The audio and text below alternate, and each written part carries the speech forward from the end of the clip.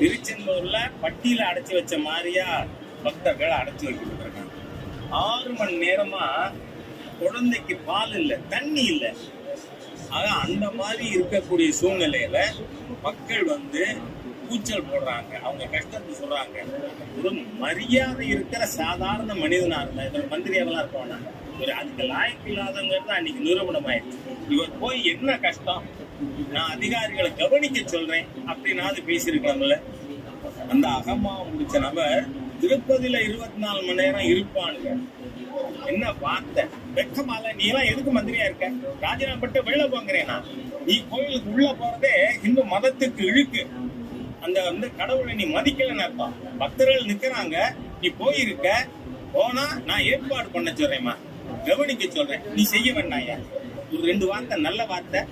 ஆனா இந்த வெக்கங்கட்ட துணுடுத்த சேகர் பாபு என்ன சொல்றாப்புல, திருப்பதிக்கு போவானுங்க, 24 மணி நேரம் இருப்பானுங்க. நான் கேட்கிறேன், அருமை நண்பர் திரு சிவநாடார் அவர்கள் 300 கோடி கொடுத்திருக்காரு அந்த திருச்செந்தூர் கோவிலுக்கு. நீ பக்தர்களுக்கு தண்ணி ஏற்பாடு பண்றதுக்கு உனக்கு துப்பில்லை, நீ எதுக்கு மந்திரியா இருக்கேன்னு கேட்கிறேன் நான்.